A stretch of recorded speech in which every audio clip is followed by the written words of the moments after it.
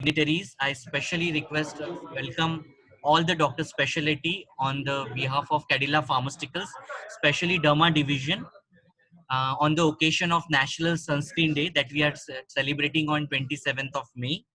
So we welcome you on this digital e-celebration on our Academia Digital CME topic, optimizing the use of sunscreen in the practice, from the academic grant partner from the makers of Sunclip. So let's optimize this session. And before I definitely a warm welcome to all in this intense heat, even though we are in the COVID, but now slowly as the lockdown is slowly getting over, people are getting slowly get back to the routine, and sun rays are that which are unavoidable, and some or the other things absolutely is going to happen, and it is not only in the summer, winters, cloudy days, post cosmetic, it is very important. So I welcome you all on this academia. Now I hand over to Dr. Pratik for the introduction of all the dignitaries, please. Thank you, Deepak. It's my pleasure to welcome all our experts who have joined here with us for today's panel discussion.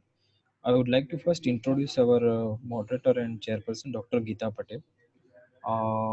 Madam is a consultant dermatologist from Ahmedabad, having close to 18 years of experience. Madam, Dr. Geeta Patel has been active panelist in both national and international conferences, and she also has been official trainer for the young aspiring dermatologist, especially training them on the cosmetic procedure. We welcome you, madam, for this panel discussion. Thank you. We have with us Dr. Mona Sugani, madam, from Surat. Madam she is a consultant dermatologist and cosmetologist from Surat, and having more than 20 years of experience in the field of dermatology. We welcome you, madam, for this panel discussion. We have with us Dr. Preeti Savardekar, madam. Madam is a dermatologist from Mumbai with more than 18 years of experience in the field of dermatology. She has been a former cosmetologist at Kaya Skin Clinic, and she has been a part of the panel at both national and international journal congresses, and also she has presented posters at European and American congresses, and she has been a part of panel dermatologist for Kingfisher Calendar 2010 contestant with renowned celebrity Milind Soma in Indian Princess Pageant 2011. Welcome you, madam, for this panel discussion. We also have with us Dr. Jyotsna Deo, madam. She is a consultant dermatologist from Navi Mumbai, having a rich experience of more than 20 years. She has conducted workshops on Yeah, various Dr. cosmetic Pratik, procedures. little louder, please. She has conducted workshops on botulinum toxin, dermal fillers, and TRPs for dermatologist. Has been an official trainer for the Allergan, and Madam has authored a chapter on sunscreen in the textbook of cosmetic dermatology, and has received a award like Professor D.K. Gupta Award for Best Paper at IDVL Bangalore, and LM Javeri Award for standing first in the DDV in 1990. Welcome you, madam. We also have with us Dr. Rupam Gangurude.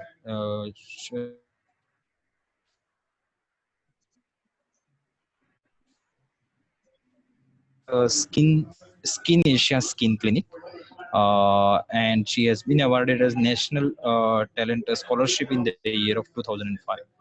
So, with this brief introduction, uh, we will move ahead with the second part, and that Yeah. is the small AV clip of the sorry, for the panel AV clip, and then the panel Yeah, yeah. discussion. Okay. Yes. Before to start with our the main topic, I request Nirmalya to please run the AV, and I request all the doctor participants. We are going to keep you on the mute once the discussion will start, and you can put your queries on the chat box, and we will handle it post our discussion after the moderator and panelist. Yeah. Please have a AV, please.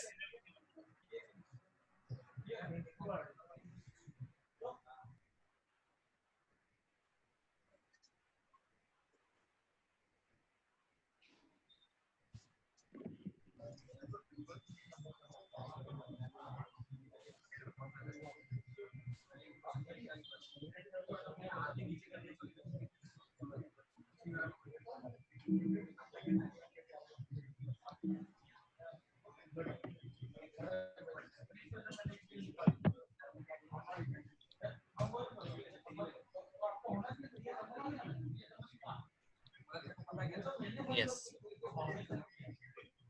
So I request now Dr. Pratik and our all the dignitaries, moderator and panelists to start with our the main topic on optimizing the use of sunscreen in practice. And I request Nirmala to make everybody mute because there is a lot of noise except the moderator and panelist. Sure, sir. Sure. So now over to you, Dr. Geeta Patel, madam, for the session.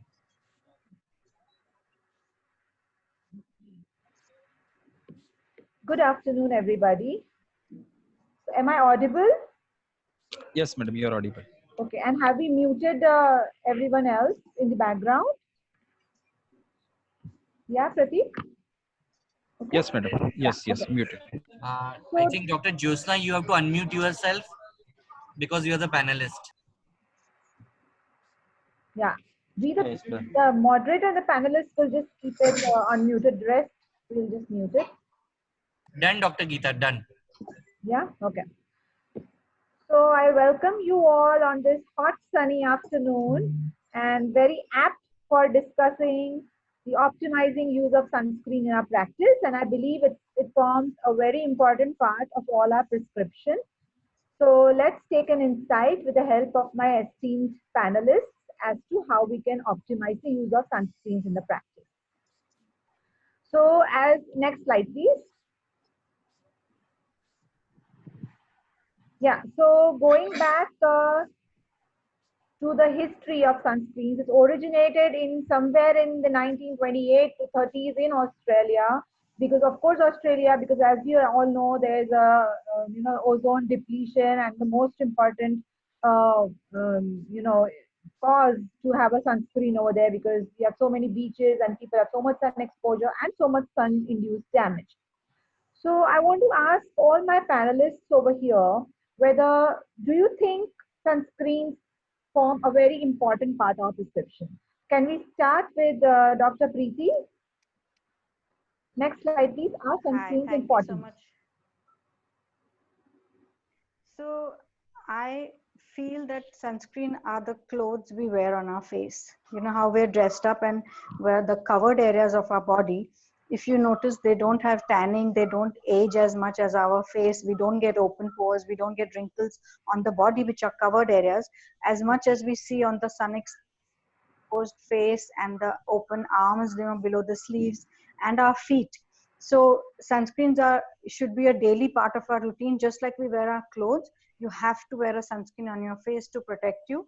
And it's not only the ones, not that you want to get tanned or for aging, it's also for the future, for you get textural changes. Now there's so much of pollution in the atmosphere, and all these are showing aging much faster, and people want to look good.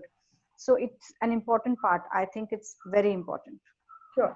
Dr. Mona, can I have your view on whether you think the sunscreens are important? Yeah, sunscreens are really important, and like Preeti said, I like the words Preeti used, that they're like clothing for the open exposed areas. Really nice. Yeah. We do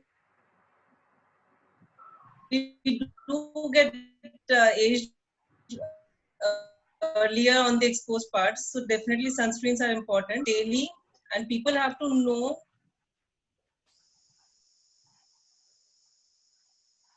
We're losing Am I your voice. audible? Yeah, I think my internet is having some problem. Now it's Yes. okay? Yeah. Better. Some internet issue here. So we need to use sunscreen daily, and it is important that people apply sunscreen 2 to 3 times in daytime. It is really important. And depending upon the skin type and everything, we need to use sunscreen. So sunscreen is definitely a very important part of our daily routine. Okay. Yeah, so Dr. Jyotsna, can you add something to it? I think with the depletion of the ozone layer, as you had mentioned, there is a lot more of ultraviolet rays falling on our skin nowadays, and definitely we need sunscreens. It's as important as our dal chawal. We need sunscreens for our face. I would say that. Okay, anything else, Dr. Rupam? Would you like to add anything to it? Definitely. Now in the COVID era, everyone is working from home and they are spending A so much little, hours. louder, Dr. Rupam. Yeah, definitely. I would like to add, just in this COVID area, everyone is sitting and working from home and they are spending lots of hours in front of their screen. So True. when they're sitting for more than 8 hours, it's like sitting for 30 minutes in the sunlight. So definitely such individuals should wear a sunscreen even inside their house. True. Okay. Yeah. So can we have the next slide, please? Okay. So we all agreed upon how important the sunscreen is in day-to-day practice. But let us not forget, in our practice, we also come across many photosensitive dermatosis for which sunscreen is like oxygen. All right. So they can't do. There are many photosensitive dermatosis, many photosensitive maybe genetic disorders in which the patient just can't do without a sunscreen. So sunscreens form a very essential component of a dermatologist prescription. At present, the use of sunscreen is not only limited to photoprotection with photosensitive dermatosis, but also to prevent photoaging, and also it forms a very important prescription after any procedure that we do in our clinic. So that's a very important role. The use of sunscreens is enhanced by other photoprotective measures, which we always tend to tell our patients, like the hat, an umbrella, walking in the shade. Though we are not sure if they're following it, they would rather use a sunscreen than do all this, but we still carry on. As such, it is important for dermatologists not overlook this aspect of patient care and keep themselves updated on sunscreen. Therefore, hence, today's topic is so important to all of us. Can we have the next slide, please? Yeah, so coming back to Dr. Preeti, is there any new classification for the sunscreens? Can you brief us on that? Earlier, I remember earlier we used to say only physical and chemical sunscreen. True. But now, since there are so many new molecules which have come in the market, you have inorganic, organic sunscreens, and you have filters which are, not absorbed into your skin. There's conventional hypothetical agents. True. You have newer agents like microcapsulations, and you have different nanoparticles. So there's a lot of new things which have come in the market. I'm sure we talk in detail about them much later. Yeah, Dr. Jyotsna, would you like to add anything to the new classification that's been come up? I think also they have been classifying sunscreens based on whether they are offering UVA, UVB, infrared radiation protection. And we can also classify them as whether they are oral sunscreens or topical sunscreens. So, yeah. Plus whether, Sure. I think the Mona? others. Yeah, basically it's the same, like organic, inorganic sunscreens, and we have whether they have their broad spectrum sunscreens or particular wavelength sunscreens. Then latest we have the physical blocks which are available in the market. Then oral sunscreens here, they're very important now. Yes. Then we have agents against the infrared radiations. Yeah, Dr. Rupa, would you like to add anything? Are we missing anything? No, I agree with Dr. Preeti. Okay. Yeah. So the next slide, please. So earlier, I guess when we were residents, there was this physical sunscreen and chemical sunscreen. So there's been done a reclassification of sorts, in which the chemical sunscreens are now no longer known as chemical. They are called organic filters, which really sounds nice to the ears. So when you tell your patients, I'm not giving you a chemical sunscreen, I'm giving you an organic sunscreen, they would really like it, So that takes half our headache away. The organic filters, they are classified further into UVB filters and the UVA. UVB comprising mainly of the PABA derivatives, the cinemates, the salicylates. The UVA mainly the benzophenanes. There have been some controversies about that. We'll be reading about that later. And then we come to the inorganic, which is purely the physical sunblocks, and they are mainly the zinc oxide, the titanium oxide. Then there are these new generation UVA and UVB filters, the Meroxyl, the Tinosorb. And then there are, of course, the oral sunscreens, which are, we call it the Polypodium leucotomus, which is a plant extract. And there's beta carotene, there's vitamin C, vitamin E, flavonoids, polyphenols, and goes on and on.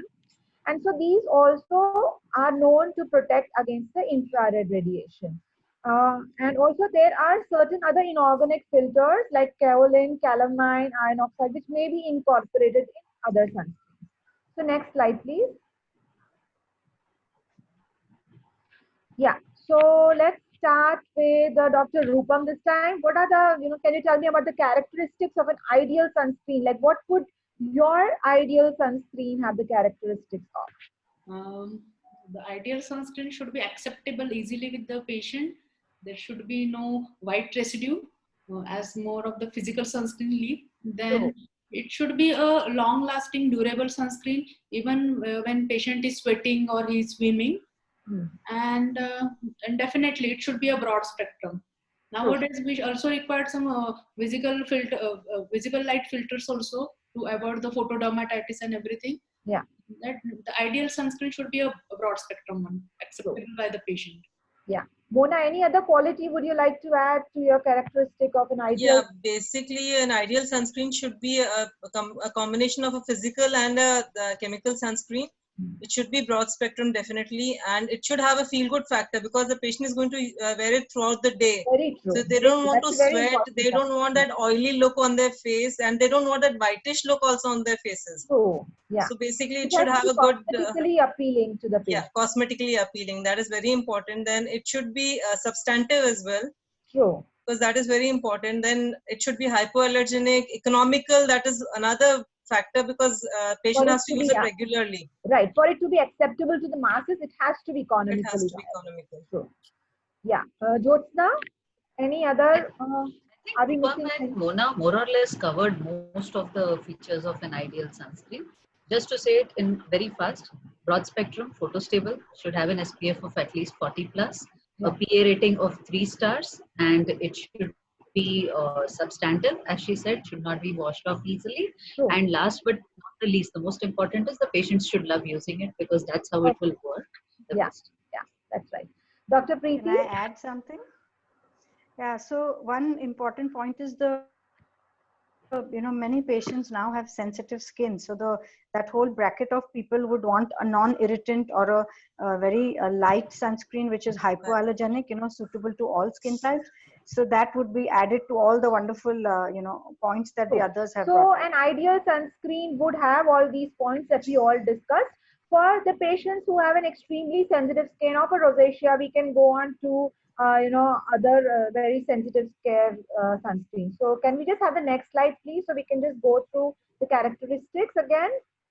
Yeah, so it's like, as we all discussed, it's physical and chemical agents ka combination. It has to be broad spectrum and the patient should love to apply it. Substantive means to not be wiped off easily, non-irritant, hypoallergenic, non-comedogenic, of course, because so many of our patients have acne, and of course, economical. Okay, so going on to the next. Yeah, can we go to the next slide, please? Yeah. So what is the rationale of prescribing a particular sunscreen? Like, for example, you don't use one sunscreen to all the patients. So when a patient comes to you, you judge, like, on what criteria would you judge of prescribing a particular sunscreen? So this time, let's start with Dr. Jyotsna. Can you tell what is your rationale? Yeah. I would first of all see the age group of the patient. In children, I would prefer a physical sunscreen. Yeah. Probably in older patients, in my teenage patients, I would look for a sunscreen which had a gel base and which was not very oily or sticky and does not cause. See, the basic criteria of a sunscreen which we discussed are going to be there in all sunscreens which we choose. But depending on the age group and the health condition of that patient, you can choose which sunscreen you want to use. Yeah. So as I said, in children, I would prefer to use a physical sunscreen. Yeah. In an acne-prone patient, I would prefer a gel-based sunscreen. True. Sunscreen over the body parts, probably use a spray. Somebody who's out traveling a lot, I would like to use a sunscreen which contains Ectoin or some anti-pollution guards in that particular sunscreen. So the rationale has to be customized as per the patient's skin requirements. I agree. Yes, Dr. Preeti, would you like to add anything to that? So people who are playing sports, they would have a little different, more thicker occlusive sunscreen which protects them and is water resistant so that it stays longer when they're in while swimming or if they're in the fields, when they're playing cricket and stuff. Yeah. And of course, the acne patients would prefer something lighter. Yeah. Dr. Mona, because, we're discussing like, so it all depends on the occupation also, if they're into some sports or whatever sun exposure. So a lot depends on that. Would you like to add anything to that, Mona? Basically, everyone has covered all the points. Mainly, we have to go into detailed history of the patient, that what he does, what is his occupation and everything. Whether it's a child or a teenager, adult, or old age individual. Accordingly, we have to prescribe. See the quality of the skin as well. Dry skin, oily skin. Accordingly, we have to do. True. So if you want that the patient should really be, using the prescribed sunscreen and your overall treatment is successful, you have to make sure that you write down or pen down the right sunscreen for him or her. So Dr. Rupam, would you like to add anything to this? The same, ma'am. We should customize the sunscreen accordingly the individual's needs. Right. So it has to be customized. Okay. Can we go to the next slide, please? Yeah, so as we discussed, for children, it's basically the physical sunblock. For acne, you make sure it's a non-comedogenic sunscreen. You, of course, make sure it's always a broad spectrum sunscreen. And so, and of course, if you're into sports or something, it has to be water resistant. Yeah, can we go to the next slide, please? So we all have, we all have encountered a whole plethora of sunscreens, available. And the patients, they're all very confused as to what they should be using. So when they go to a drugstore, they can see about at least 25, 30 types of sunscreens, and they're forever confused. And that's how they come and ask us, doc, what kind of sunscreen we should be using. So, you have those daily sunscreens, you have the tinted sunscreens, now you have in the powdered forms, you have the foundation forms, you have water resistant forms. So again, it comes back to the history taking, and of course the occupation. And there are many working females who don't have really time to apply layer so much. They just want one product that should moisturize, that should conceal the imperfections, and which would give them the protection of a sunscreen. So in those cases, we would obviously use a tinted sunscreen. If your patient is into sports, or if in swimming, then you could always prescribe a water-resistant sunscreen, and so on. So we go to the next slide, please. So these are the types of sunscreen that I told you. The sticks and the sprays are always there. Yeah. So let's come to this. Do any of you prefer spray sunscreens? Do any of you prefer spray sunscreens? Jyotsna, yeah? Yeah, see, the problem with sprays is that people, you're not able to apply it properly. Like if a patient is using a spray, he needs to spray it 2-3 times to ensure that there's adequate coverage. But having said that, it's quite convenient for patients who go swimming or who are into sports activities and who want to quickly apply sunscreen over large areas of the body. But care has to be, it cannot be really used on the face or the hands, legs. Good. Yeah. Yeah. So Mona? Yeah, even I do give sunscreen with sprays, especially for people who are going to beaches or like Jyotsna said, swimming and all these things when larger body surface area needs to be covered. But yes, face has to be avoided. That's very important. Yeah.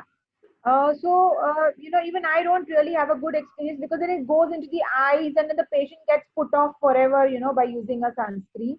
So, yeah, Preeti, could you tell me where do you use the cream-based and gel-based sunscreens? In which kind of patients? Would you prefer to use gel and cream-based? Yeah. Preeti, can you hear us? Am I audible? Yeah, now you're I couldn't audible. hear you guys clearly. Yeah. Yes, please go on, Preeti. Okay. Can you hear me? Yes. Yes.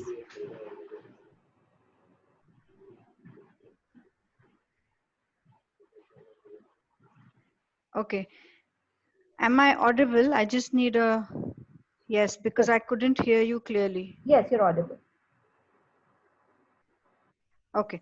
So I have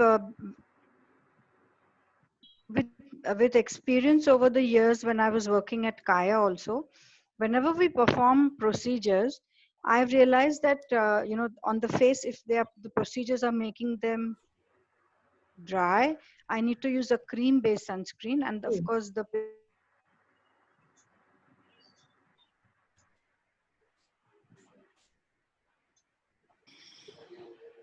Yes, I think we are losing her voice.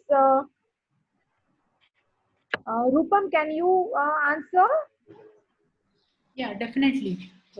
Post-procedure patients, when we require the repair of the skin barrier, To so I think usually about, combine the telling the company. sunscreen either with the moisturizers or the cream-based sunscreens.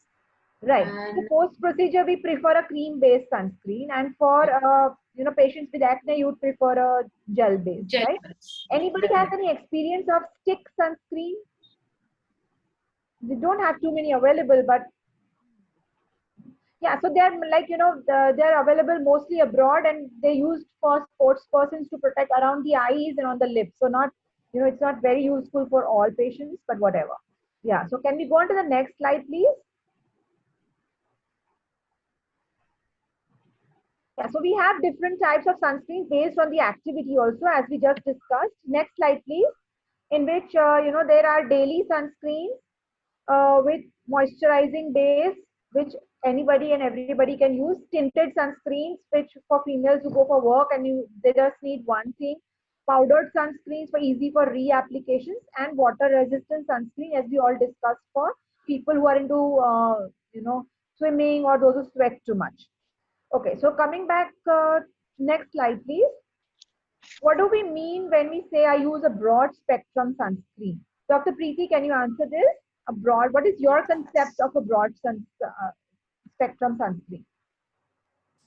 So a broad spectrum sunscreen is one which has a combination of both filters. It has UVA filters and UVs, and you have cream, you have gel. So broad spectrum protects you in different occasions and different scenarios. And at the same time, it might even have the protection from infrared and visible light. True. Okay. Can we go to the next slide, please? So they contain both UVA and UVB filters, and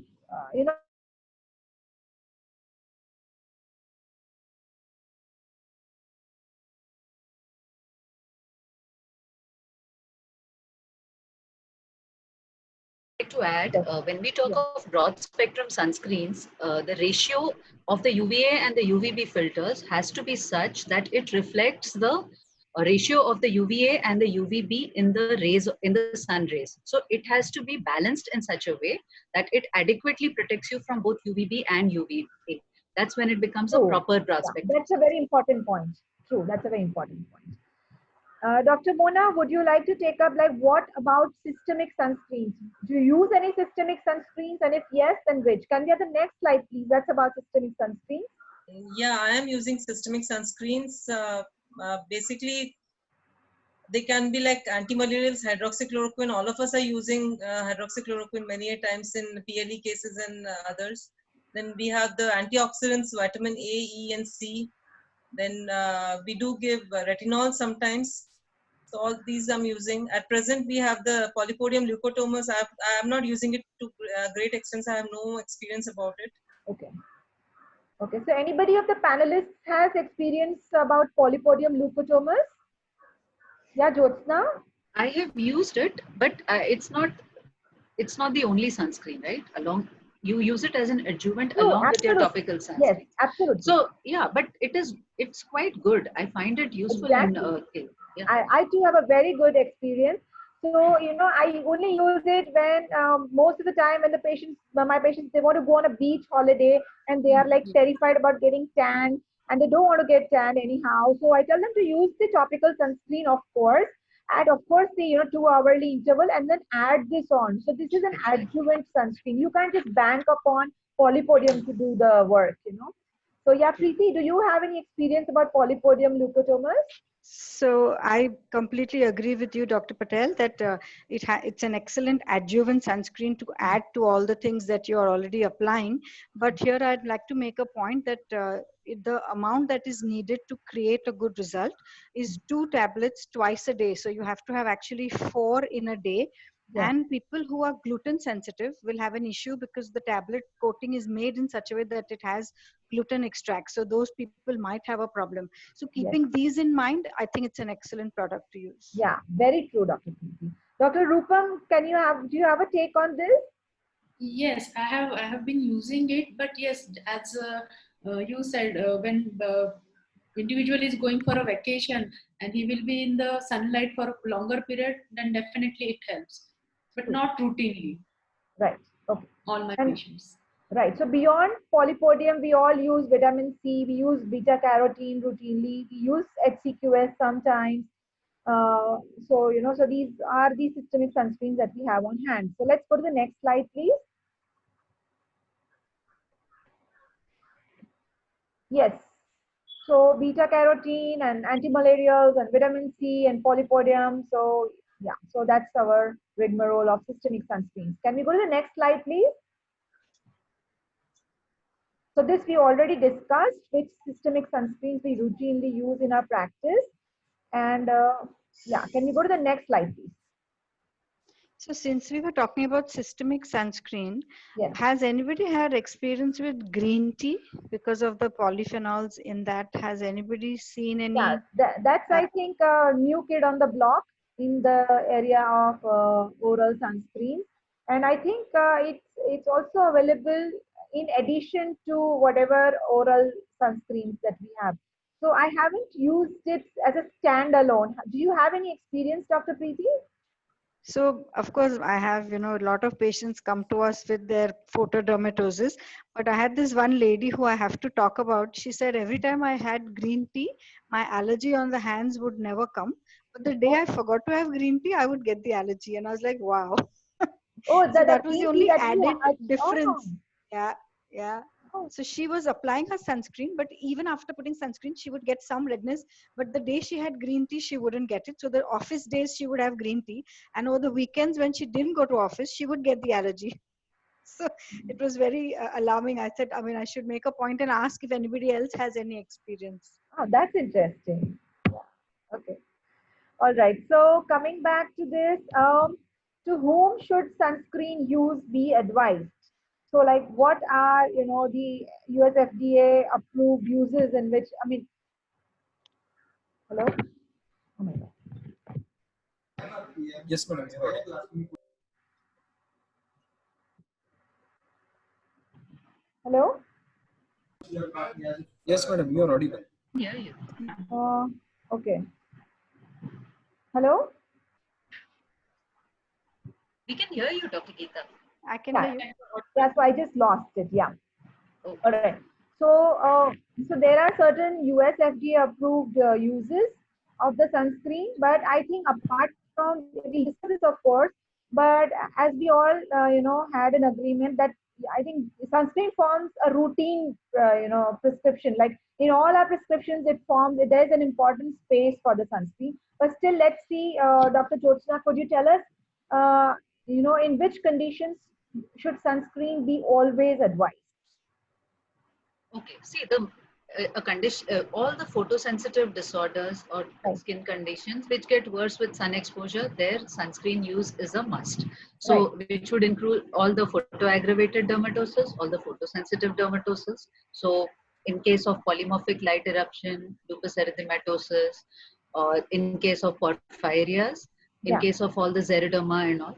And that apart, see, apart from the photosensitive disorders, I would advise sunscreen usage to all my patients. Any patient Absolutely. who visits me would have a sunscreen in his prescription, Right. along with the usage of sun protective measures. Right. Dr. Mona, would you like to add anything? Basically, like what Jyotsna said, it's all the patients with photosensitive dermatosis. And yes, all the patients, especially the patients who are getting treated, they're doing Absolutely. any sort of treatment on the face, we definitely need to give them sunscreens. Right. So whether it is ablative treatment or non-ablative treatment, we have to incorporate it in their prescription. True. Yeah. Preeti? Recently, even the FDA has approved sunscreen usage for prevention of aging. So now, the last few years, it has been approved for skin Yes. aging also. Right. Right. Rupam, would you like to give your input? Yeah, as Dr. Preeti said, whoever is concerned about their aging, definitely the sunscreen should be the first prescription in my clinic. Right. Okay. Can we go to the next slide, please?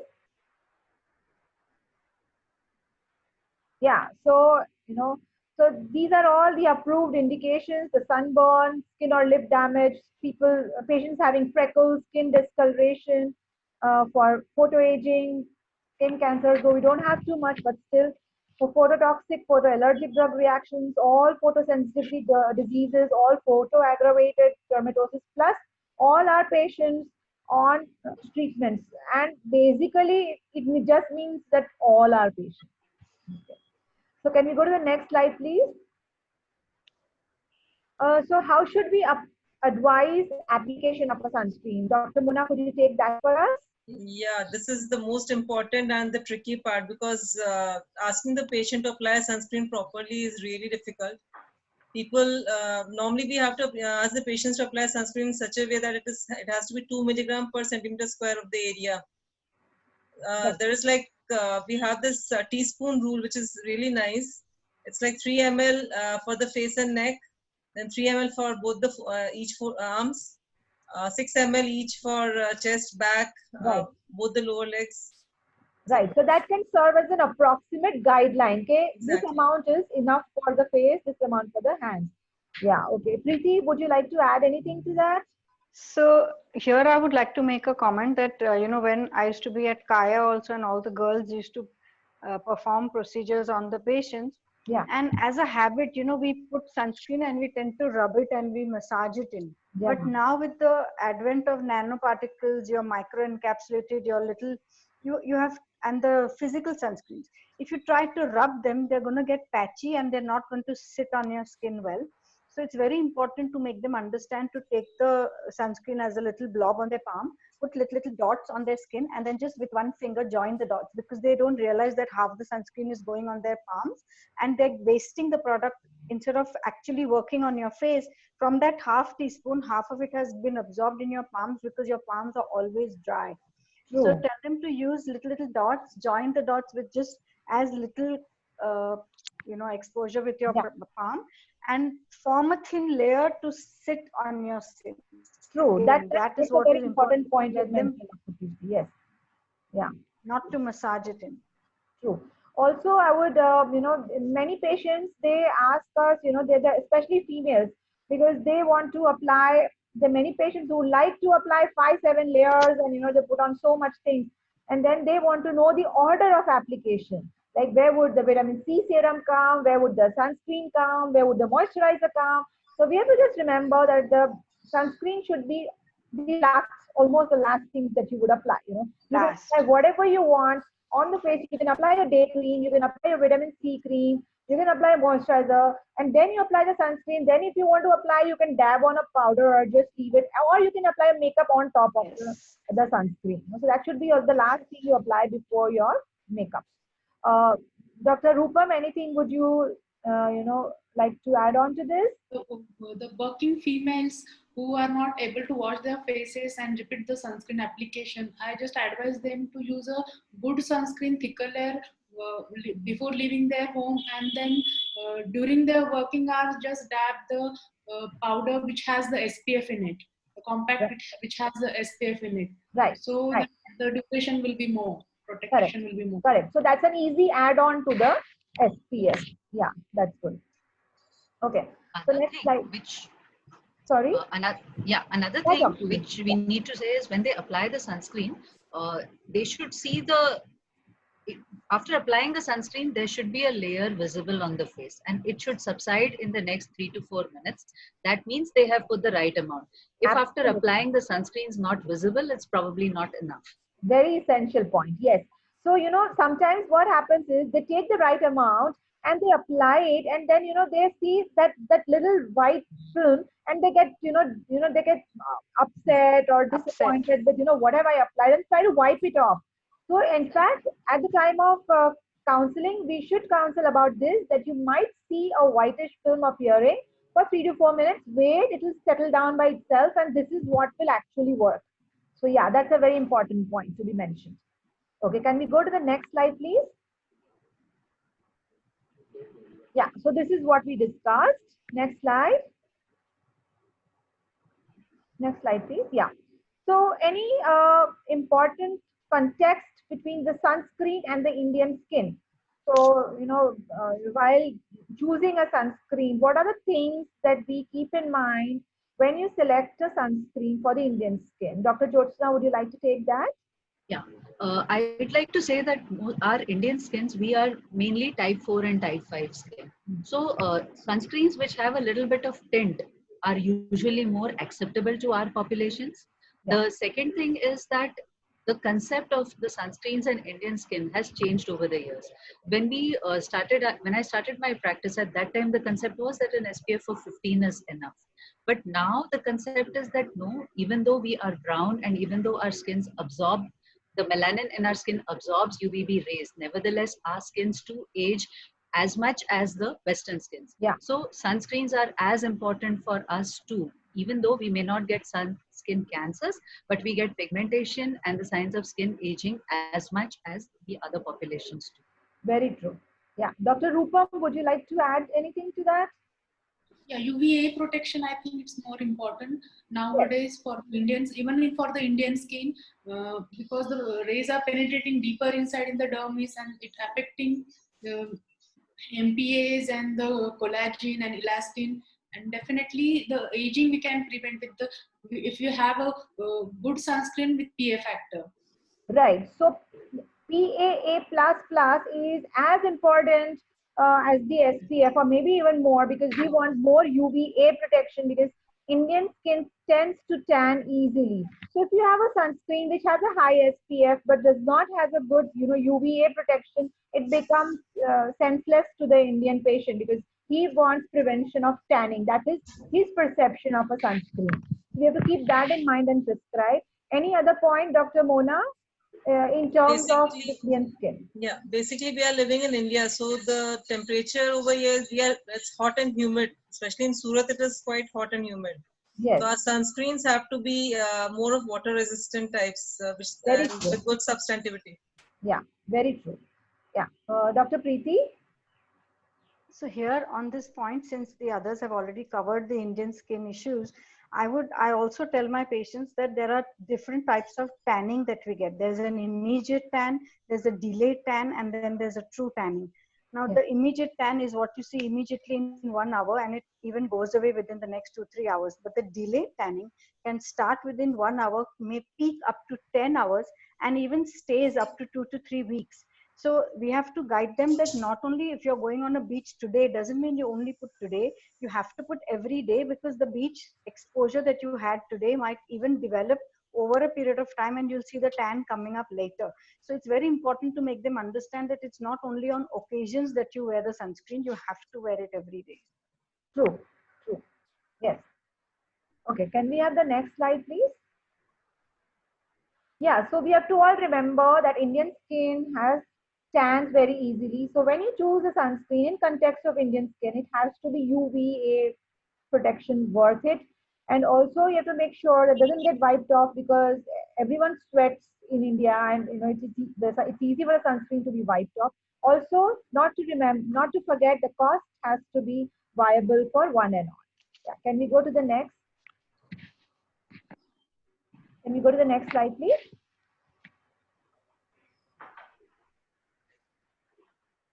Can we go to the next slide, please? Yeah. So, Dr. Preeti, can you just enlighten us, if the sunscreen should have a moisturizing base, and whether are you in favor of using a sunscreen with an added moisturizer, or are you against it? We would like your take on it. So I definitely think a sunscreen with the moisturizer is more acceptable and very easy to use, because the spreadability becomes better. Absolutely. And also many times the physical sunscreens that we all like to use, because of the tint and the cover that it gives, they tend to form a rough, thick, like dry layer on the skin. Yeah. So if it has a moisturizer with it, both the jobs are done. And most of us are also sitting in air conditioning offices, so the moisturizer is very needed. Absolutely. Yes, I totally agree. Anyone wants to add on it? Yes, as I said, post procedures, the moisturizer and the sunscreen combined formulation will be the choice. Right, right. Okay. So we all agree on this, that it should have a little moisturizing base. Otherwise, it forms streaks on the face. Yeah. So can we go to the next slide, please? Yeah, so a hydrating formula is always beneficial, though a moisturizing sunscreen will not work as just a moisturizer. So we have to keep that at the back of our mind. If we are giving for a very dry skin, then we have to tell the patient to apply a moisturizer beforehand and then use a sunscreen and then repeat the application. Okay. Okay, next slide, please. Yeah, can we have the next slide? Yeah. Oh, sorry. Can we go back to the one? Can we go back? Yeah. Dr. Jyotsna, can you, enlighten us about sunscreen and makeup? Like when should the order be, and do you get patients who want a tinted sunscreen? Do they demand for it? See, patients do want tinted sunscreens because, as I said, we are brown. Many of our patients are type 4, type 5 skin. White sunscreens are not cosmetically acceptable. Tinted sunscreens are definitely more acceptable to the patients. As far as makeup is concerned, you mentioned earlier that the sunscreen should be the last or at the most the second last layer that comes on the skin. True. So the makeup and everything is there. If there is a foundation or a primer that can be put beforehand, put the sunscreen, and at the end you might just put a little bit of powder. That's about it. But this integrity, the effectiveness of the sunscreen depends on the integrity of the sunscreen film. And as long as that is not disrupted, makeup is fine. But otherwise, it should not be used. True. So, in our, whenever you are, with a patient, it's our role to, come in and explain to the patient how to apply the moisturizer and when to apply the moisturizer, when to apply the sunscreen so that they don't get it all messed up. And yes, it's our duty to inform us about the availability of a tinted sunscreen, which makes the job easier of many patients. Yeah, can we go to the next slide, please? Yeah, so it's concomitant use of makeup with sunscreen is acceptable provided the sunscreen is applied first, as makeup tends to be, it's done later and has sun. And also sometimes, we have to remember that the foundation also has sun blocking properties. So in fact, there could be many layers of sunscreen that is applied. So that's actually better, it adds on to it. Yeah. Next slide, please. Dr. Mona, could we have your take on this? When should we prefer physical sunscreen? When do you know that, we have to write only a physical sunscreen? What kind of patients would So you do that? basically, physical sunscreens are safe in the sense they don't cause any sort of allergic reactions on the skin. So especially when we have children whom we have to give sunscreens, physical sunscreen is important. Then when we have patients who have allergic skin, even in such situations, I do prefer giving physical sunscreens. Yeah. Also in patients who have, photoallergic disorders or, some kind of photoallergy, we make it a point to, not risk and rather write a physical sunblock. Do we all agree with this? Do you have any other points to add on to this, doctors? Okay. So we go ahead. Can we have the next slide, please?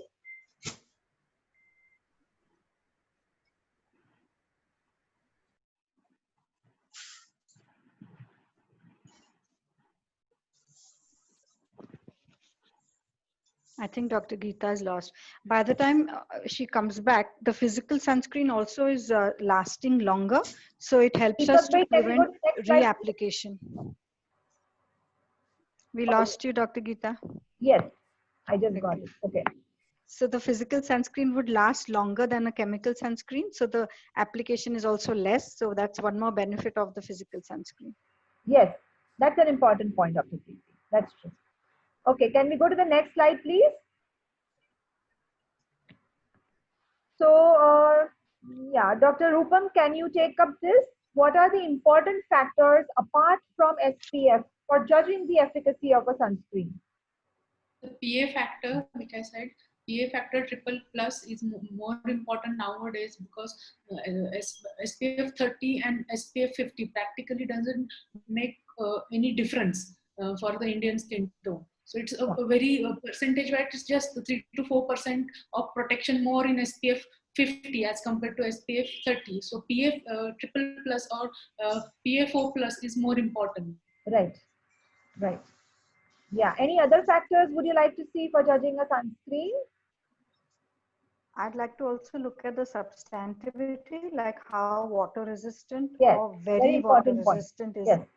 So the water resistant sunscreens help you for 40 minutes in water, Right. but the very water resistant would last for about 80 minutes. So every 20 minutes, if you take a break and you go back, the sunscreen effect stays longer. Right.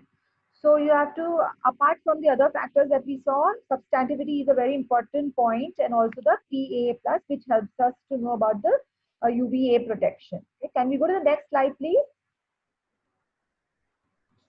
Yeah. So it's about the substantivity. So it's about like whether the sunscreen is water resistant, which will hold up to 40 minutes of water exposure, or if it is very water resistant, which will hold up to 80 minutes of water exposure. So this and the ultraviolet A protection. So can we go to the next slide, please? So as we all discussed and agreed upon, we all thought that sunscreens are very much required post-procedure. So Dr. Jyotsna, could you enlighten us why a sunscreen is very much required post-procedure? Most of our procedures involve a disruption in the epidermal barrier. Yeah. And when the new skin is reforming, at that time, there is a very, very high risk of post-inflammatory hyperpigmentation. So True. in order to avoid that, we need to use sunscreens very strictly, because whether it's a peel, whether it's an ablative laser resurfacing, whether it is a simple procedure as a laser toning, we have abraded the epidermis, and the new epidermis as it is reforming, sunscreens help prevent the repigmentation. It's not just post procedure, we also need sunscreens as a priming before we do any procedure. The priming process also involves use of sunscreens with skin lightening agents for at least 2 to 3 weeks before we take up a patient for a procedure. True. True. Yeah. Okay. Can we go to the next slide, please? Yeah. So as we all know, during aesthetic procedures, there's a lot of significant changes that happen. There are many consequences, and Indian skin is very prone to develop PIH. So one of the most important thing that the patient has to apply in order for that PIH not to occur, which can give us a big headache. So you have to prescribe a proper broad spectrum sunscreen according to his or her skin type.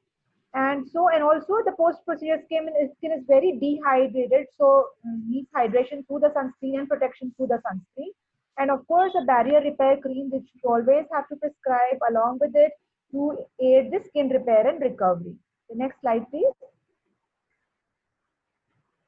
So these should form the post-procedure skincare aims, that's the healing of the skin, prevention of the skin infection, prevention of PIH, protection from the sun, and of course the soothing. The next slide, please. Dr. Preeti, what should you avoid in post-procedure care? What all products should strictly be avoided, once a patient has undergone procedure at your clinic? What So instructions should you give? usually we give our patients night creams to use, which might be lightening agents, it could be anti-aging agents, and they contain alpha hydroxy acids, beta hydroxy acids, or even the acne patients who have their retinol creams. Yes. So these are the creams that have to be stopped even before the procedure and after the procedure. They don't have to start it immediately, because the skin is a little sensitive and raw, and you have to make sure that the skin has come back to its normal, the barrier is created, and then they can start. So this is the counseling we need to do to prevent using the creams, avoid using the creams for at least 4 to 5 days, and then they can start it again. Right. Dr. Rupam, would you like to add on to that? Yes, as Dr. Preeti said, the chemical exfoliating agent, we should instruct the patient about the physical exfoliation also. Patient should not scrub the face procedure. Yeah. So no scrubs. You have to be, you have to educate the patient not to use scrub, not to use hot water on the face, not to do those steam, sauna, whatever, not to go in the sun without the sunscreen. And sometimes even, patients do a lot of work at home. They use a lot of laptop work. They do a lot of phone use, a lot of TV use. So if you educate them about the, the rays that would come from there, and to use sunscreen and barrier cream at home also. Okay, so that's very important. Yeah, can we go on to the next slide, please? Next slide, please. Yeah. So to avoid all irritating and harsh ingredients, wait for a few days until the skin returns back to normal. Even if the face wash, sometimes we have given earlier a glycolic or a salicylic based face wash, all that we have to make sure that we give them a milder face wash for those days. Yeah. Can we go back? Can we go to the next slide, please? So these are the things that we generally keep in mind when we prescribe a post-procedure prescription. So it should be sunscreens right at the top, barrier repair, soothing sprays, and gentle cleansers. Okay. Next slide, please.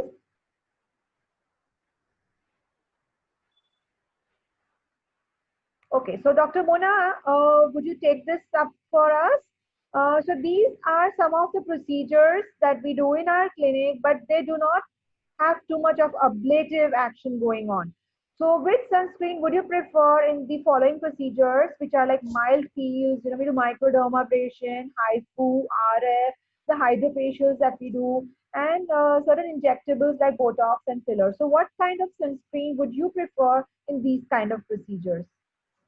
Basically, I at present am preferring most of the physical blocks which are available in the market right now, based on zinc oxide and titanium dioxide. And yes, if the patient is ready, even the tinted ones. Okay. All right. So yeah, all right. So next slide, please. Can I add something here? Yes. Yes, please. So I've realized that after doing procedures, some patients are sensitive and their skin gets even warm, like especially after the microneedling RF, they do laser and they get sensitive. So if I apply a thick sunscreen, it's difficult for them to remove it and then reapply. Yeah. So here I apply the gel sunscreen first. The gels, there are hardly 2-3 brands available, but they have chamomile, they have soothing, aloe vera. So it helps the skin to calm down. And then I apply after 10 minutes another layer of the sunscreen, which could be a physical or a chemical one. Right. But I've seen that makes a lot of a difference. The gel immediately calms down the irritation, the redness, and after 10 minutes I apply the sunscreen, and it's easier for them to remove it once they are home. True. Very true. Very true. So you could do like a double layering. Right. Right. So Dr. Jyotsna, in these kind of procedures where there would be some ablation like CO2 lasers, MNRF, LHR not too much though, but QS, IPL not too much though, and exfoliating peels. So what kind of procedures would you, what kind of sunscreen would you advise in a procedure which has some ablation? Actually, immediately after I perform the procedure, I usually apply, especially where there's a lot of ablation, I usually just apply a repair cream or an antibiotic cream. And I ask the patient to cover their face with a scarf and go home. I prefer not to put a sunscreen on a broken skin at that point of time. I wait for a couple of days. I ask them to protect their skin thoroughly.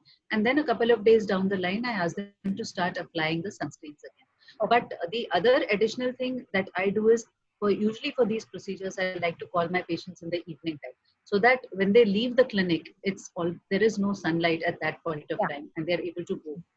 But if they come in the daytime sometimes and we do the procedure, then in that case, I first put a repair cream and then I put the sunscreen on top, just so that there is no, and preferably a physical sunscreen, so that there is no direct contact of the sunscreen with the broken skin barrier.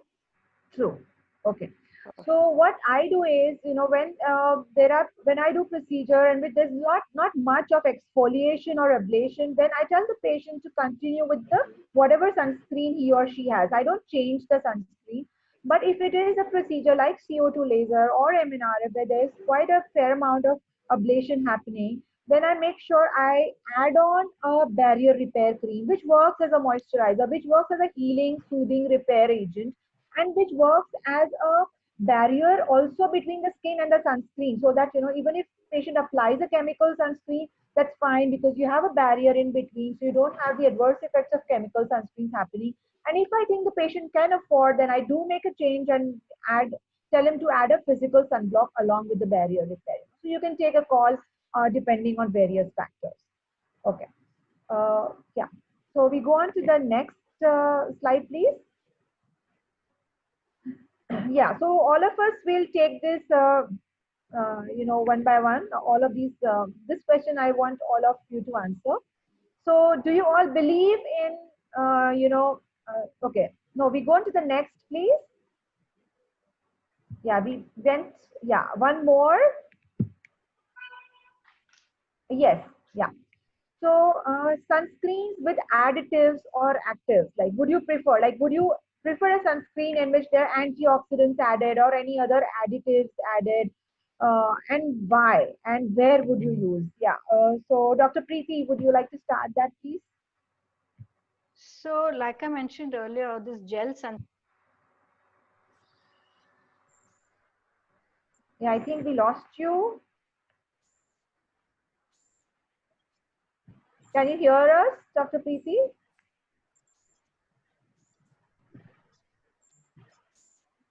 Okay, we'll wait for her. Dr. Mona, if you can continue.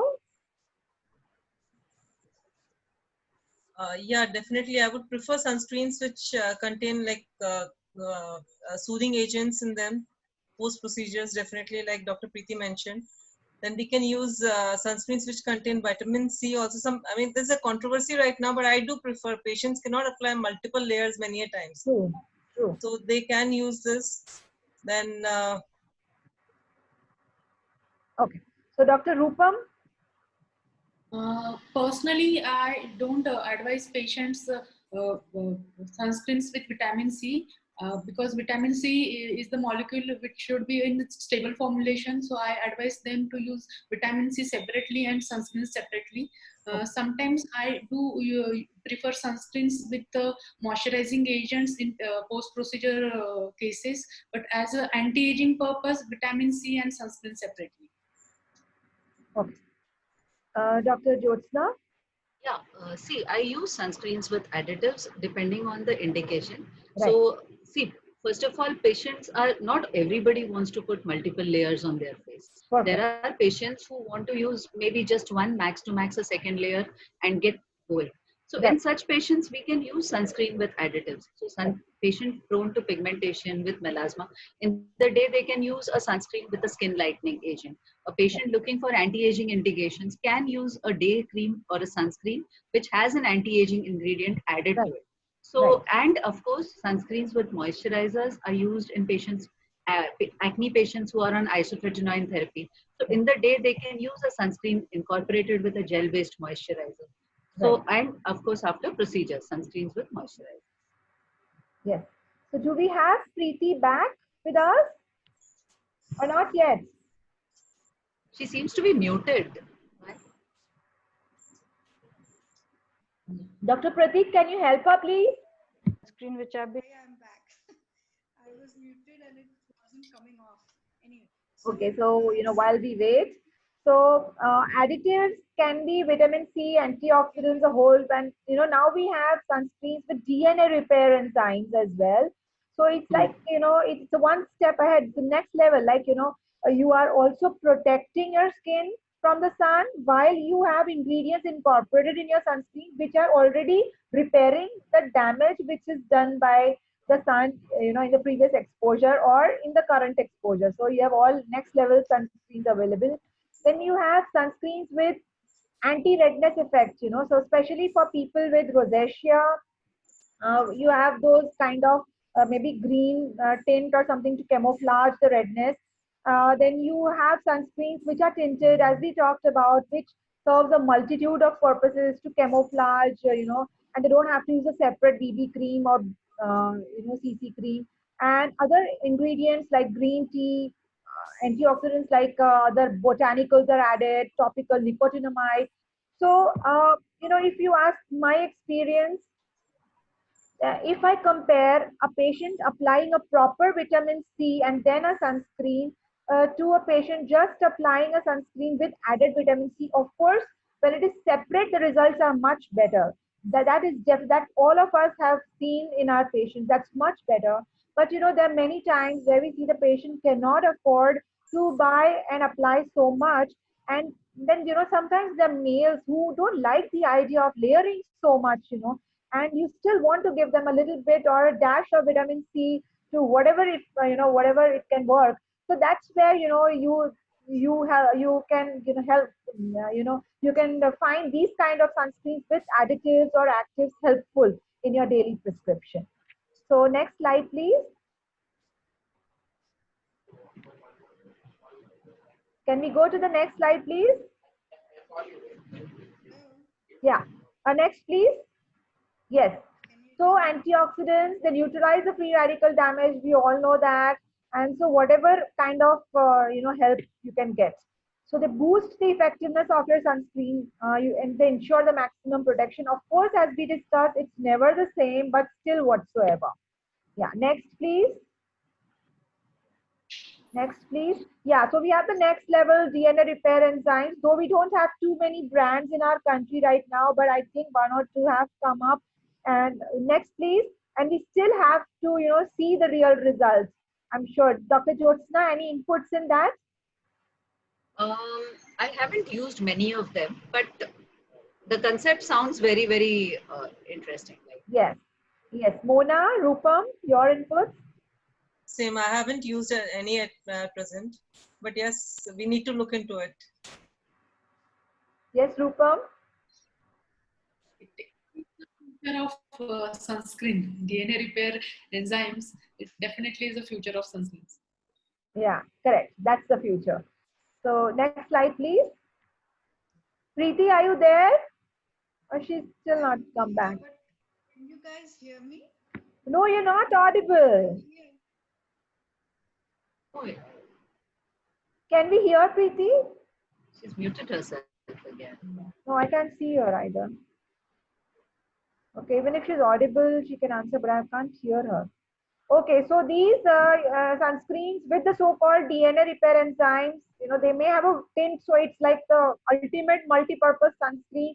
It can hide, it can prevent and repair with all in one formula.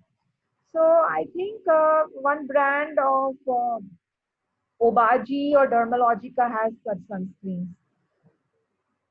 Okay, next slide, please. So can we go to the next, please? Yeah, so anti-redness effect, especially for people with very sensitive skin, with rosacea, who flush easily. Next slide, please. Yeah, we've discussed all this, so can we move on? Yeah. So yeah, for rosacea patients. Yeah, next slide, please. So this also we discussed. Please go on. Next slide. Yeah, so this is a multi-purpose sunscreen. So where, you can just do with one thing and the cost of the prescription also comes down a lot. So that's a very big advantage for the patient. Next slide, please. Yeah, so these are all the additives that we see, they are added. Okay, next slide, please. Okay, let's start with Dr. Jyotsna. What is your input on the hormonal effects of sunscreen that we've been hearing about these days? See, this is a very old controversy wherein, there were these concerns whether using all the sunscreens containing oxybenzone, octinoxate, whether they have these animal studies showed that they did have an estrogenic property or an anti-androgenic property. So they tried to extrapolate that to the human body, and they were wondering whether, excessive usage of sunscreen is going to cause similar effects in humans. But on a more realistic note, we are never going to use that much sunscreen on our skin. I mean, even the most generous user of sunscreen is not going to put that much for it to penetrate and then go on to cause all those endocrinological effects. So it's good to know about them, but I don't think they're really that important. Right. So it's been a there were some controversial talks, but nothing has been really proved. And as Dr. Jyotsna rightly said, that we don't really apply that much of sunscreen all over the body that we can actually make it that worrisome. Yeah, that's right. Can we go to the next slide, please? Next slide, please. Dr. Rupam, can we have your take on this? Like, what does data say on systemic absorption of sunscreen? If you can enlighten us about that. Yeah, using the pure physical or the organic sunscreen is definitely, it's very negligible. and it's not penetrating even the neomolecules, neoparticles, which are very small. They are not penetrating in deeper layers of sunscreen. In the inorganic sunscreen, the chemical sunscreen, the systemic absorption is there, but it's very minimal to affect the system inside. The concentration is very minimal, so there are no side effects of this sunscreen as per the data of human studies. The systemic absorption even of the chemical sunscreen is not that severe, and it's not affecting the human body. Okay. Yeah. All right. So can we have the next slide, please? Am I audible? Can you hear me, Dr. Jenny? Yeah. So, there have been reports published because, UV exposure is a key modifying substance for skin cancer and melanoma. So, there's still studies going on, and, we still don't have a really conclusive answer on it. Like, how much is it really absorbed to be considered as unsafe? Because we have this mineral based sunscreen, which is really safe. So, till then, we can, if we know that you have to be, the skin is sensitive and there's a lot of sunscreen to be applied, then you can always bank on those mineral based sunscreens rather than, have any doubts about it. So, but right now it's not really clear whether how harmful it is in case of systemic absorption. Okay, the next slide, please. Dr. Mona, your take on this. Does regular sunscreen use cause vitamin D3 deficiency?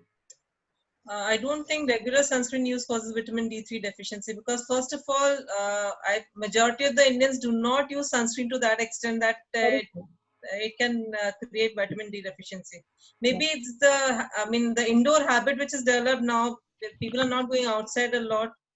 Yeah. That might be a reason for vitamin D deficiency. And according to the latest, I was just going through the literature. So they're saying that rather than sun exposure, it is better we take supplements for vitamin D. Yeah, very true. Yeah, so I have one or two orthopedic friends who always tell me that these you all dermats, you all are the cause of all the world having vitamin D3 deficiency. So, and I was and that happened way back, and I was also under that impression, okay, maybe we are at fault. But then there are a lot of studies which have come up which show that that for vitamin D3 to be manufactured requires just 2 to 3 minutes for the body to have sunscreen, and I'm sure all of us do get that much. And also a lot of studies show and data show that patients with really bad photosensitive disorders like xeroderma pigmentosum who regularly constantly use sunscreen on all exposed area, they do not have vitamin D3 deficiency. So that that is the bottom line, that we are not at fault, kind of. Yeah. Am I audible, Dr. Patel? Yeah, Preeti, are you back? Yes, can you hear me? Yes, we can hear you now. Great. Welcome back, Preeti. Yeah, we can't see you, but that's fine as long as you're audible. Yes, yes. So here I just want to add what you asked. There was a question from Dr. Sudesh Chaudhary also about vitamin D3. Yes. So you need only 2 to 3 minutes, like you said, Yes. and only 2-3 times a week. You don't even have to have exposure every day. Yes. And the face, the arms, and the neck, that's it. Even if these are exposed, your body makes, absorbs as much as you need for the regular routine. So no worries about vitamin D3. Absolutely. And just as Dr. Mona said, it's better to pop a vitamin D3 tablet once in a week rather than, think too much about it, because most of the people on earth have vitamin D3 deficiency. So, let's not worry about that. Last year, they have conducted this study in patients using patients using sunscreen regularly, and they checked the serum level of vitamin D3, and they really have good level of vitamin D3 as compared to the other patients who are on placebo creams. So definitely sunscreens are not hampering synthesis of That's very vitamin D3. heartening to hear. That's really heartening to hear. Okay, we go to the next slide, please. Yeah, next slide, please. Yes. Dr. Preeti, could you enlighten us about this? This is a topic that this really touches my heart. So sunscreen and coral reefs. So if you could just, briefly enlighten us about this. So I'm not actually aware of anything like this. What's the, please enlighten us. I 10 haven't minute heard के बाद anything call करो about this connection. Okay. So, yeah, okay. So can we go to the next slide, please? Because एक we minute have a little table over there. Jyotsna wants to say Yeah, something. yeah. Well, Jyotsna, you've got please the let me slide. have your view on this, Jyotsna. Yeah, yeah.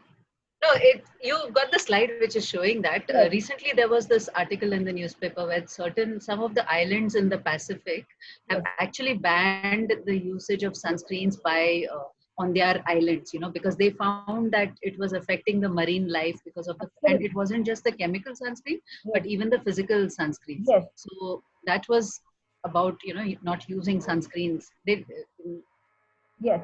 So how do we go swimming in those think, islands? Yeah, I think it was in Australia or some, island where there was a lot of tourists, and it was after a big holiday season. You know, they found that lot of fishes had died, and along with it, the other marine life. You know, and then they began their study, like as to what could have caused so many deaths. And they found out that it was a physical and the chemical sunblocks. It was not only the chemical ingredients but also the physical sunblocks, which caused a lot of deaths and other side effects that we can all see. Decrease the fertility, cause male-like characteristics in female-like characteristics in male fish, decrease the growth of algae and sea urchins, and lot of damage to the coral. So this is like so this is like very important for us to know, because it's absolutely important for us as physicians to keep our environment safe.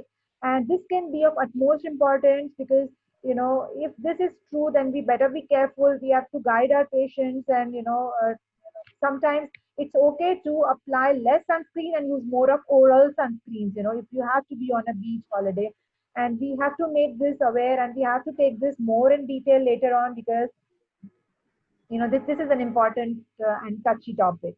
Yeah, can we go to the next slide, please?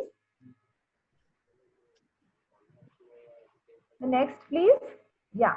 So what are the emerging trends in sunscreen? Dr. Preeti, if you can just take that.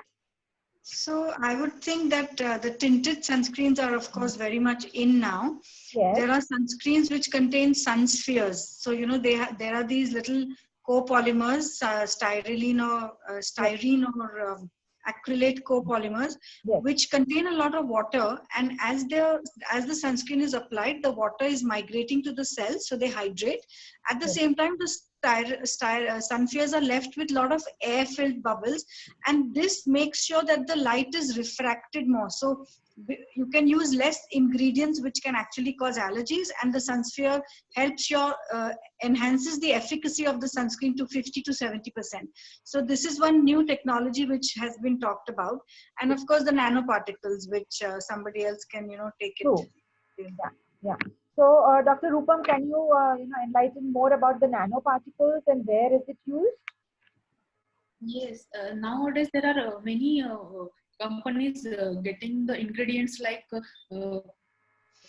anti-pollution factors, then they have visible light blockers, and these are now new trends in the sunscreens. And people working in IT sector definitely can use these sunscreens for the visible light blockage. Yeah, so basically the nanoparticles, they help the physical sunscreens to make it more cosmetically appealing, because then they're not seen as that white film when you apply, which, we remember when we were little, we used to see the cricketers on the field, they used to come pasted with that white thing. What was that? That was a physical sunblock, right? But now we have better formulations. We have this nanoparticle technology, which helps the physical sunscreen to be more cosmetically appealing. You may be applying the same sunblock, but they're in a more cosmetically appealing form, which all of us can apply and not yet be seen as those white streaks. Okay, so next slide, please. The next, please. Yeah, so we discussed about nanoparticles, which help the physical sunblocks to make it more cosmetically appealing. Next slide, please. Sun spheres. Yeah, as Dr. Preeti discussed, they help to increase the active UV filters in the sunscreen. Next slide, please. Yeah. So again, microencapsulation has been discussed. The next slide, please. Okay, Dr. Mona, can you take that for us? What are the common adverse reactions that we see? Yeah. Have you seen? And if yes, which adverse reactions with sunscreens, and how do you tackle that? I remember my first patient of adverse reaction with sunscreen was like, this was a case of PMLE. I gave that, at that time, physical sunscreens were not in vogue. So it was like chemical sunscreens only. So I gave her a sunscreen and she came back with all the worst skin. Ki, Madam, you give me a sunscreen, look at my skin, it's all red and like, it was really ferocious. Yeah. Then I realized the sunscreen had created the photoallergy further. Yeah. So with chemical sunscreens, we do see these things happening many a times. Then Right. they do create contact dermatitis also. Right. And patients who have acne-prone skin, we do see sometimes patients developing acne on the Very skin. Yeah, that's also very common. Yeah, and dryness, yes, patients do complain, especially during winters. They have a lot of complaint of dryness. Due to physical sunscreens, they have more complaint of dryness. Yes, yes. Dr. Jyotsna, anything that you would like to add on to this? Yeah, acne flares even I have seen happening when Yes. sometimes they put too much sunscreen on top, and sometimes they get a burning sensation, like if the skin's broken and they haven't moisturized it well, and they're just using the sunscreen, then that can cause a little bit of irritation and stinging and burning. But Right. I think more or less Dr. Mona covered most of it. Yeah. So more or less we covered it, but I just wanted to ask you all panelists that have you, do your patients complain of, okay, doctor, after I put the sunscreen, I look more dark. Yeah. Yeah. So that's a Yes. very common thing that all of us, I'm sure, have encountered since years. Though I think in the last some years, the complaint has gone down a little bit, maybe because we have better formulations. But I used to wonder, how is that possible? But then, I did a little research on it, tried to understand the patient's mindset. So if the patient has an oily seborrheic skin and he applies, a moisturizing sunscreen, then, because of the light reflected back, which is like on a very oily skin, it reflects back as very shiny. It may be perceived as darker skin, and sometimes the formulation is such that it makes your skin look grayish or darker than what it is. So I think with yours and with newer technologies that we just discussed, I'm sure the companies have come out with better formulations, and hopefully we hope to see fewer complaints than that, and this will definitely increase the compliance of the patients to use sunscreen, which is so important. Yeah, so we go on to the next slide, please. So xerosis, contact dermatitis, folliculitis, acne, sometimes hypersensitivity, which we may not be able to understand, but sometimes does happen. And staining, which was with the earlier sunscreens, not seen any longer. Next slide, please. Yeah, so, sometimes, there's some ingredients which aminobenzoic acid and all, they can cause some kind of reactivity and reactions. So you can use another ingredient sunscreen for those kind of patients. So yes, we get all kinds of side effects. Not too common, but yes. Okay, next slide, please. Yeah, so when you choose a sunscreen, it has to be the one that you'll have no problem wearing every day. So that's the bottom line. I'm sure all my esteemed panelists here agree with me on that. So Pratik, can we go on to the audience questions? I see a few of them over here. Yes, madam. So I had one question which is covered, I think, from Dr. Sudesh Chaudhary regarding Okay. vitamin D and sunscreen interaction. That was part of our discussion. Yeah, that's okay. I can see the questions. So maybe, we cover one by one. Yeah. So Dr. Sudesh Chaudhary wants to ask, a person having vitamin D3 deficiency and physician has advised sun exposure. So if patient is photosensitive, then how do we proceed? Can any of the panelists take that? Hi Preeti, good to see you back. So I think I would like to say that The face and neck is what we normally advise sunscreen for and where the aging is seen. But the patient can definitely wear sleeveless clothing and expose his arms and Absolutely. legs to Yeah. get the D3, and it's a little short exposure, so no problem there. Right. And as we just discussed, 2-3 minutes and 2-3 times in a week. So that's good enough. So, and if the patient is having vitamin D3 deficiency, I'm sure in all our routine practice, we don't really recommend sun exposure. We just give a vitamin D3 tablet. Yeah. So, I think okay. if the patient has a photosensitivity disorder, isn't the skin also as important an organ as your bones?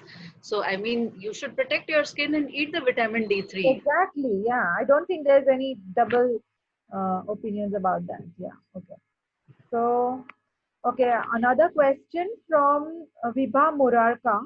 Any correlation between COVID era and use of sunscreen, especially when we are outdoors or if we are meeting patients at the clinic? Had heard somewhere that we should not apply anything sticky on our skins during times that we could have exposure. Anyone would like to take that? So, Vibha, we are all covered up in the clinic. So even if you apply, I would like to send a photograph of mine, like how I look in my clinic, because I wear my glasses, I wear a surgical cap, my hair is not visible, and I wear a big mask, a cloth mask. Over it, I wear the N95, and then I wear a big face visor. So don't worry about using a sunscreen, and we are all exposed to a lot of UV light and some lights from from the tube lights and from the screens and all. So please continue with your sunscreens without worrying. Am I right, panelists? Yes. Yeah. So Yes. No. so yeah.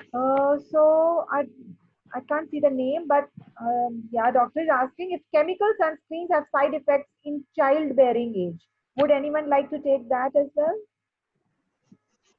I think So- we addressed that controversy when we were talking about whether it has an estrogenic effect or an anti-androgenic effect.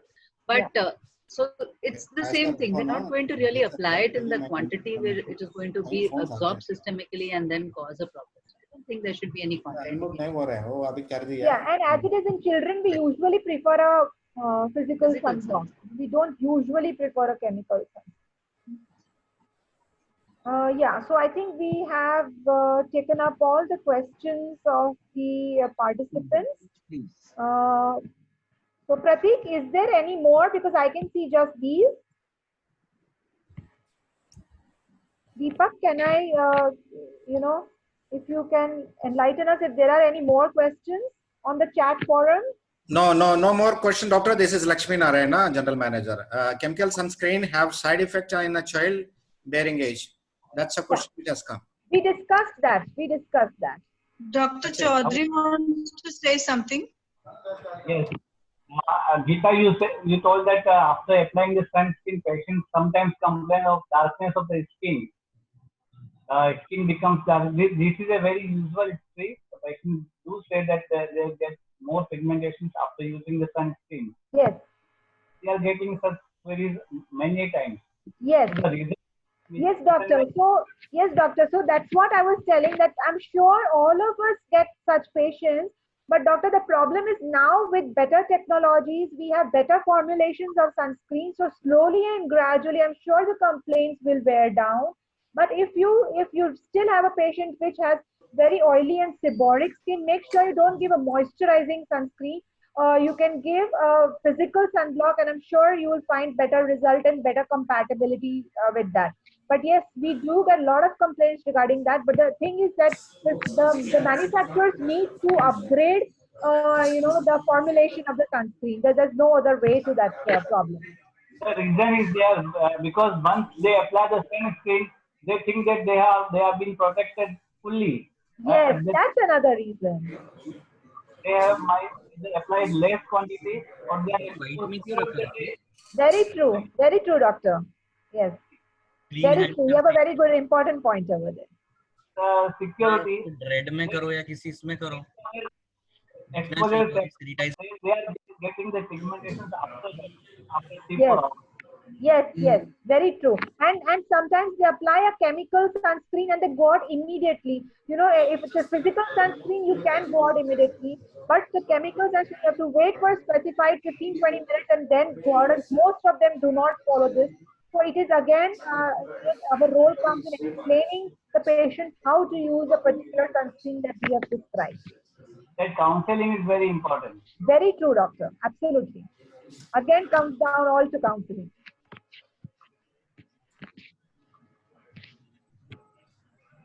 Okay, so I think, Prateek, we are done for the day. Yes, madam. Thank you so much. I will hand over to our General Manager, Lakshmi Dhanana, for vote. Yeah. Thank you, all the panelists. Good evening, doctors. A wonderful day. And it's no, we are trying to block the sun through the chemicals. So, but despite you all are there to help the society, great personality all over here, and all beautiful doctors, and trying to help the society and assist the all the patients, and whatever the level you possible. And you are doing a wonderful job, and trying and helping all the chemicals and molecules and products with the products and brands.